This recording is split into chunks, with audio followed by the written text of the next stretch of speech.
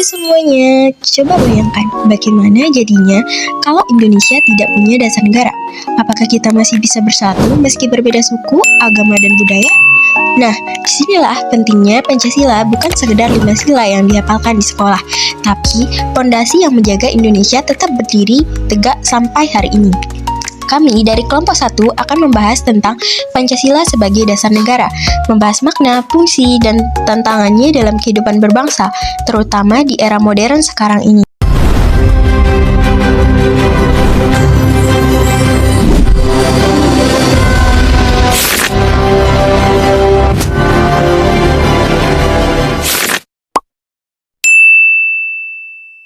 Pancasila merupakan dasar negara Indonesia.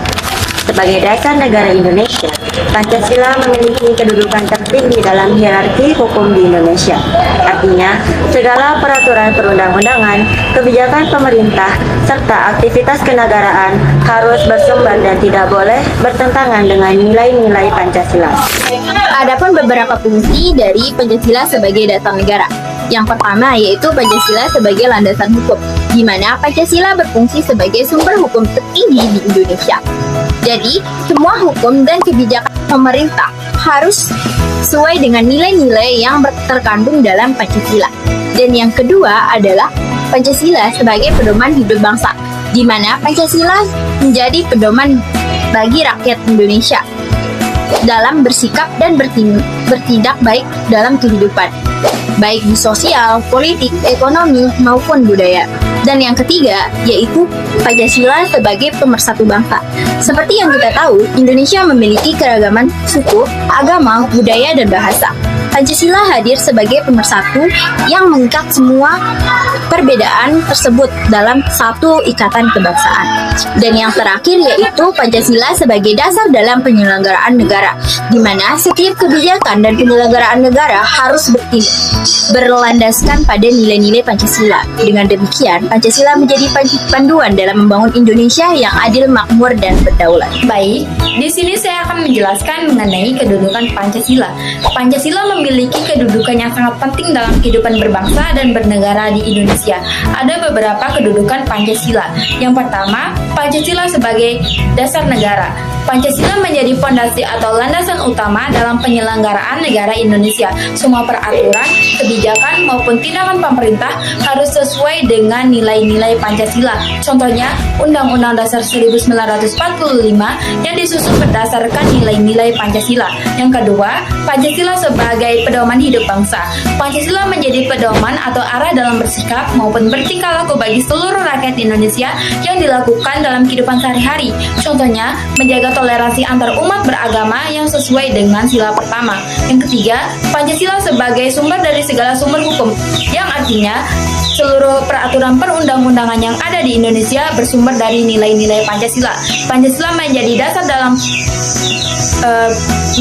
dalam pembentukan hukum yang adil dan bermoral. Yang keempat, Pancasila sebagai jiwa dan kepribadian bangsa. Pancasila mencerminkan jati diri dan karakter bangsa Indonesia. Dengan adanya Pancasila, masyarakat Indonesia dikenal sebagai bangsa yang religius, gotong royong, dan menjunjung tinggi nilai keadilan sosial. Yang kelima, Pancasila sebagai tujuan dan cita-cita bangsa. Nilai-nilai yang terkandung dalam Pancasila menjadi tujuan atau arah yang ingin dicapai oleh bangsa Indonesia, yaitu masyarakat yang adil, makmur, dan beradab. Selanjutnya ada implementasi. Implementasi Pancasila dilakukan dalam 3 aspek penting. Yang pertama, sebagai landasan prinsip, Pancasila menjadi ideologi negara dan pandangan hidup bangsa dalam kehidupan sehari-hari melalui sikap dan tindakan nyata. Yang kedua, sebagai dasar hukum, Pancasila menjadi pijakan utama dalam pembuatan dan penegasan hukum sehingga seluruh peraturan di Indonesia berlandaskan nilai-nilai Pancasila.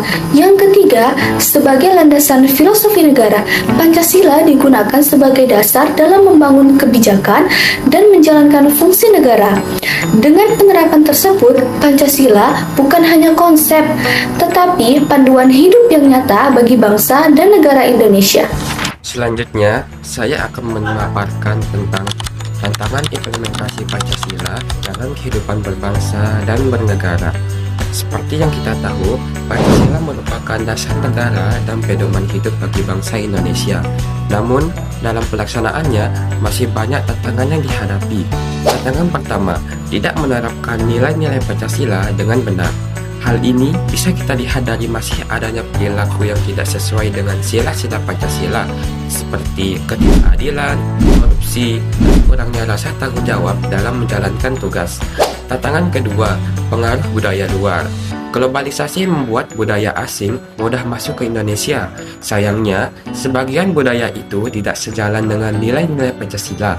Contohnya, munculnya sikap individualisme dan menurunnya rasa gotong royong di masyarakat. Tantangan ketiga, perkembangan era digital. Di era digital ini, masyarakat bisa dengan mudah mengakses berbagai informasi dari luar negeri. Namun, tidak semua informasi sesuai dengan nilai-nilai Pancasila. Jika tidak bijak dalam menggunakan teknologi, kita bisa mudah terpengaruh oleh budaya negatif. Tantangan yang keempat, yaitu kurangnya pemahaman dan kesadaran masyarakat. Banyak orang hafal sila-sila Pancasila, tetapi belum tentu mengamalkannya dalam kehidupan sehari-hari. Padahal, memahami dan menerapkan nilai-nilai Pancasila sangat penting untuk menjaga persatuan dan keadilan sosial. Sebagai contoh Pancasila sebagai dasar negara bisa diambil dari beberapa kasus yang terjadi di Indonesia belakangan ini. Yang pertama yaitu kasus korupsi oleh Bupati Sidoarjo, yakni Ahmad Mudhar Ali yang terjerat oleh kasus pemotongan dana intensif pegawai negeri, yang membuktikan bahwa di Indonesia ini masih banyak sekali kasus korupsi yang masih merajalela dan juga penyalahgunaan kekuasaan oleh petinggi. Jadi ini tuh merupakan salah satu dari contoh Pancasila sebagai dasar negara yang melanggar sila kelima, yaitu keadilan sosial bagi seluruh rakyat Indonesia. Lalu yang kedua adalah pelanggaran Pancasila yang kedua, yakni kemanusiaan yang adil dan beradab. Ini juga dapat dijadikan contoh yang dimana kemarin terjadinya kasus dilindas dan juga ditabraknya Afan Kurniawan pada tanggal 28 Agustus 2025, yang dimana ini menyebabkan kemarin terjadinya unjuk rasa yang semakin besar di beberapa tempat di Indonesia dan juga perlakuan khusus dari masyarakat dan juga pemerintah.